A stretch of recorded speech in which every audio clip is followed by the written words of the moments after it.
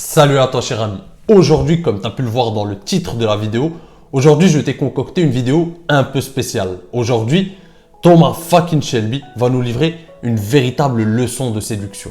Alors certes, c'est un personnage fictif et sans oublier qu'au cinéma, les dialogues sont travaillés à la perfection, le cadre, la musique de fond, tout est parfaitement marié pour donner au personnage une aura particulière. Ceci dit, nous pouvons tout de même prendre le recul nécessaire pour analyser comment Thomas Shelby opère avec la jante féminine et essayer d'en tirer les leçons, les bonnes leçons et les bons enseignements pour les adapter à notre quotidien. Pour les amoureux de la série, cette vidéo va être véritablement un cadeau tombé du ciel.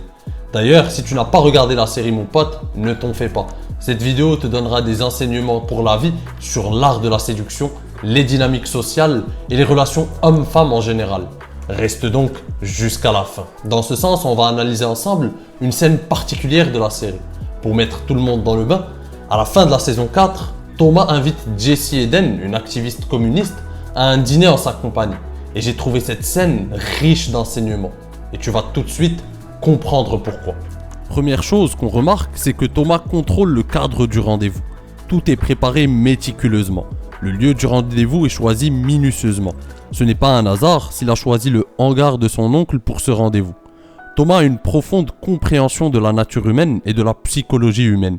Il est conscient que Jessie Eden est une activiste communiste qui a ses propres idéaux et sa vision du monde.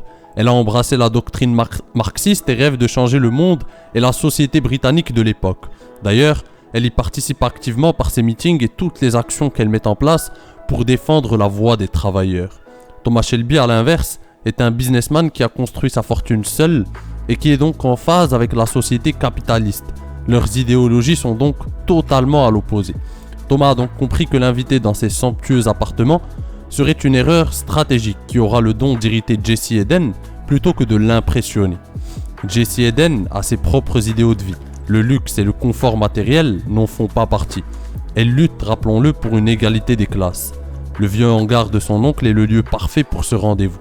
De cette manière, Thomas lui montre que malgré leurs différends, ils ont longtemps bercé dans le même univers. Ensuite, Thomas garde le contrôle de l'interaction. Il est le maître du moment.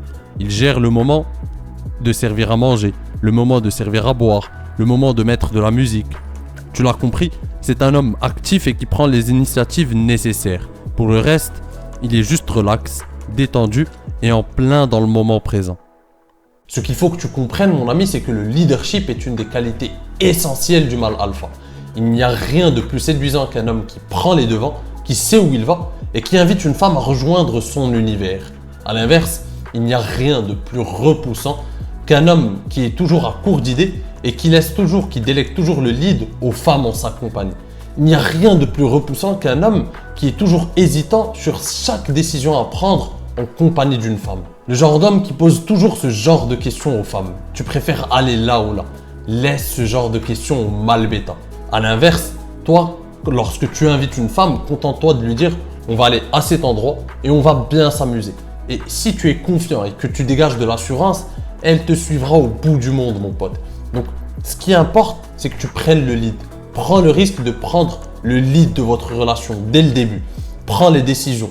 Prends la responsabilité des décisions de votre relation. Sois un homme actif.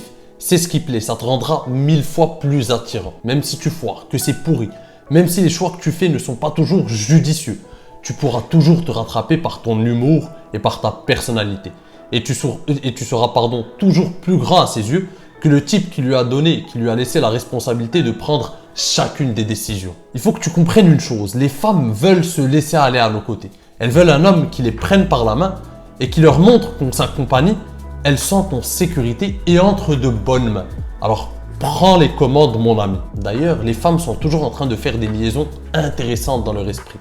Elles sont tout le temps en train de te psychanalyser et de te tester. Et tu sais ce qu'elles se disent, mon pote, lorsque tu n'arrives pas à prendre une décision aussi simple que le lieu d'un rendez-vous? Elles se disent, ce type n'arrive même pas à prendre la plus simple des décisions. Alors, comment pourrais-je compter sur lui dans les moments difficiles? Et elles se disent, ce type n'a pas les épaules assez solides pour être l'homme avec lequel je pourrais m'engager dans une relation solide, dans une relation sérieuse sur le long terme. Et voilà que tu te fais lamentablement éliminer. Alors mon pote, j'aimerais que tu me promettes une chose. Promets-moi qu'à l'avenir, tu seras un homme actif qui prend les devants et qui prend le leadership de sa relation avec une femme. Et maintenant, revenons-en donc à notre cher Thomas Shelby. Deuxième action stratégique de Thomas, les sujets de discussion. Encore une fois, Thomas est conscient des différends qu'il a avec son invité, ce qui arrive souvent entre un homme et une femme. Mais ce que vont faire la plupart des hommes aujourd'hui pour remédier à ça, c'est qu'ils vont complètement masquer leur personnalité pour s'aligner avec les idéaux, les opinions et la vision de la femme qu'ils courtisent. Thomas va opter pour une stratégie plus ingénieuse. Au lieu de masquer sa personnalité ou à l'inverse imposer ses idéaux de façon brutale, il va plutôt trouver quels sont les points communs qu'il a avec sa cible et focaliser l'interaction dessus. Il va chercher quel univers les rassemble et permet de créer une connexion émotionnelle profonde entre eux.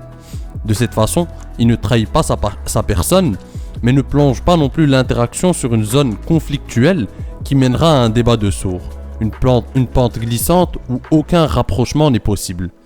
Et cet univers commun, Thomas n'a pas eu du mal à le trouver. En effet, malgré la différence de chemin de vie emprunté par chacun d'eux, Thomas et Jessie ont connu la même enfance précaire. Thomas est avant tout un enfant du peuple, un jeune gosse de Birmingham qui est né pauvre et qui a lutté pour réussir. Et c'est là qu'on voit Thomas créer une connexion émotionnelle profonde avec son invité, les plongeant dans l'univers de leur enfance. Un univers qui les rapprochera à coup sûr, tant ils ont vécu les mêmes difficultés. On voit donc Thomas raconter des anecdotes marrantes de son enfance difficile dans les rues froides et l'atmosphère nébuleuse de Birmingham. À ce stade, le terrain a été bien préparé pour conclure. Rappelons qu'au début du dîner, Jessie Eden était venue parler business et était sur ses gardes. Elle se méfiait de Thomas et éprouvait un certain dégoût pour le genre d'homme qu'il était. Thomas a donc renversé la situation en créant un univers propice au rapprochement. Un univers où Jessie Eden pouvait se laisser aller et être moins sur la défensive. En somme, un univers propice à créer une connexion émotionnelle profonde entre un homme et une femme. À ce stade donc de la soirée, Thomas pouvait passer à l'étape supérieure, le rapprochement physique.